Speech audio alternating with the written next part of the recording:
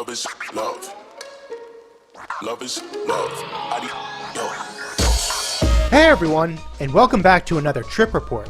Tonight's flight will be departing from a new airport for me, Washington DC's Dulles International, and I'll be flying economy with Turkish Airlines aboard one of their brand new Boeing 787 Dreamliners. Turkish Airlines started operating the 787 back in July of 2019, and so far there really aren't that many proper long-haul economy reviews up on YouTube, so I'm excited to be sharing this trip with you. Right now there's only 9 787s in the Turkish fleet, but that number is set to rise to 30 by the end of 2022. In total, there's 270 seats in the economy class cabin, and they're all laid out in a 3-3-3 configuration. I'll be sitting in 35K tonight, and I gotta say, Turkish Airlines nailed the design of these seats. They're absolutely beautiful, and apparently they're produced by local and national Turkish suppliers. That's pretty cool. Each seat is 17 inches wide, and the legroom is okay for a long-haul aircraft. I also love the look of these seat back pockets, and there's plenty of space to store your personal items. A pair of headphones and a blanket were waiting for each passenger when they arrived, and they both came wrapped in eco-friendly packaging. You also get one of these pillows that has a real fabric pillowcase, which is nice and comfortable. It was great to see how Turkish Airlines just went to town with the mood lighting when they ordered this plane, and you'll see all the different settings throughout this flight. We pushed back from the gate on time at 11:25 and taxied out to the runway. This is going to be a long 9.5-hour flight to Istanbul, so I'm really hoping that I'm able to get some sleep tonight. Cabin crew, be seated for takeoff initial.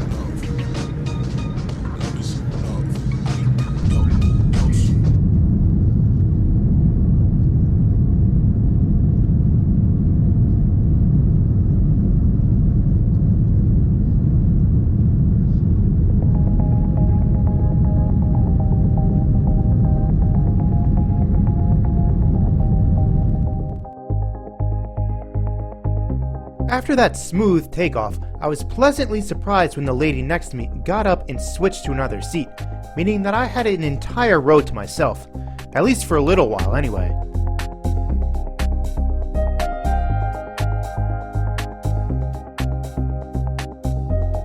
Now that we've reached cruising altitude, let's take a closer look around the cabin.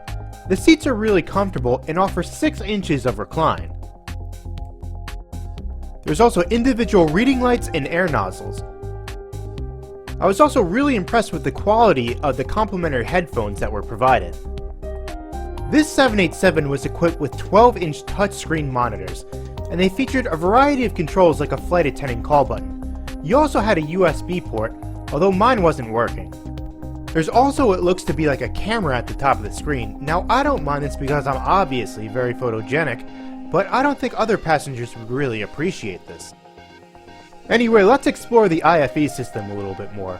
Once you first get on, you're greeted by a whole bunch of advertisements that thankfully you can skip through. Once you get through those, you can access Turkish Airlines' impressive variety of movies and TV shows. While I wouldn't say it's the best system out there, it's definitely very substantial. I ran into some problems with the IFE system, but I'll get into that a little bit later.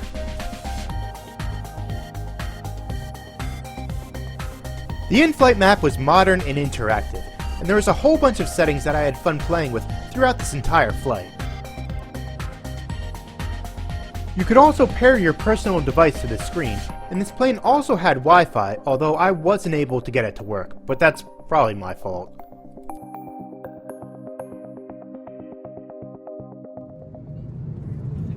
The in-flight service started with a bag of peanuts and a drink of your choice.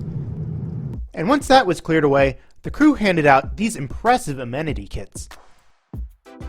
Amenity kits in economy are a rarity, and when you do get one, it's usually not that substantial. However, Turkish Airlines definitely outdid themselves with this one, and included pretty much everything you'd need for a long-haul flight.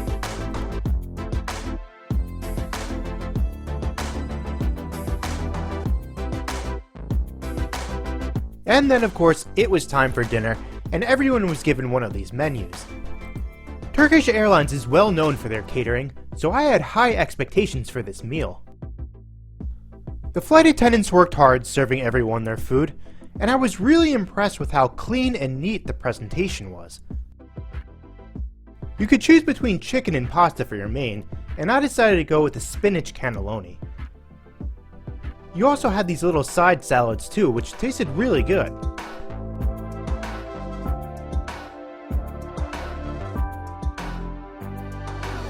The cutlery came in one of these paper pouches, and as you'd probably expect from Turkish Airlines, the forks, knives, and spoons were all metal, which is one thing that I always really love to see.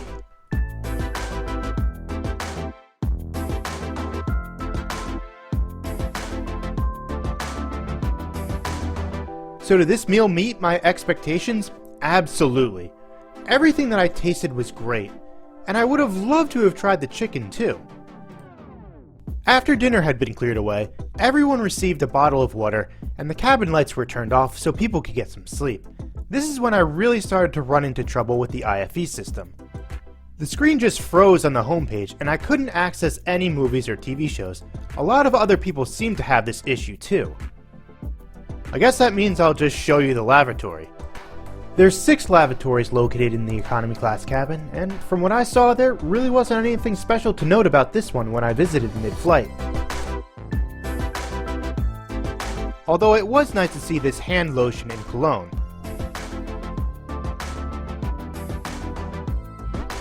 Right after I came back from the bathroom, a mother and her son scooped up the empty seats next to mine. Now that's fine, except for I'm pretty sure that kid was possessed by the devil or something. As you can imagine, I was really happy when those lights came back on and the crew began to serve breakfast. Again, the catering on this flight did not disappoint, with this delicious mushroom and cheese omelet. You also had a side of yogurt and some assorted cheese.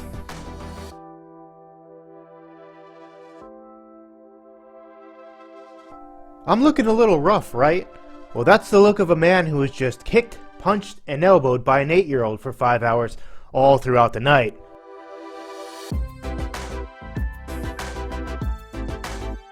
This was filmed right before the COVID-19 global shutdown, so everyone had to fill out these health forms before we landed in Istanbul.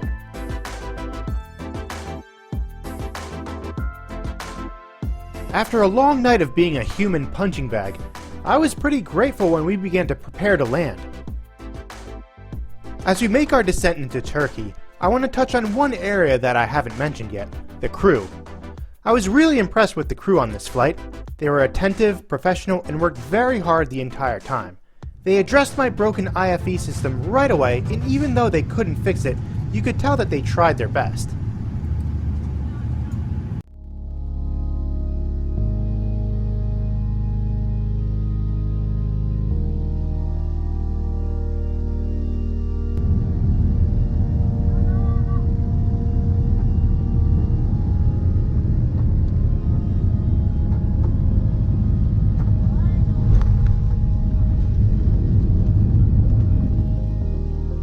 About a year ago, the airline rating agency Skytrax downgraded Turkish Airlines to a 3-star ranking, placing it on the same level as United, Air India, and Ryanair. This was a contentious move to say the least, and after this flight I can see why. While I had some issues, mainly my IFE system not working, I'd chalk this up more to teething problems with a brand new plane. It also would have been nice if there were universal outlets under the seats. That said though, the soft product was probably the best I've ever experienced on a long-haul economy flight. The food was delicious, the crew were top-notch, and the amenity kit was way more than I was expecting. In my book, Turkish Airlines is definitely a 5-star carrier, and I'm going to try my best to fly in their brand new business class cabin once things calm down with COVID-19. Now on a separate note with long-haul flights, you might want to consider choosing an aisle over a window seat, because you could possibly get trapped next to an out-of-control 8-year-old who will make mincemeat out of your ribcage. Believe me, that was not fun. Well, that's the end of this video. Thanks for watching, and if you enjoyed, please like and consider subscribing to my channel. I have more cool videos on the way. But until next time, Take care, everyone.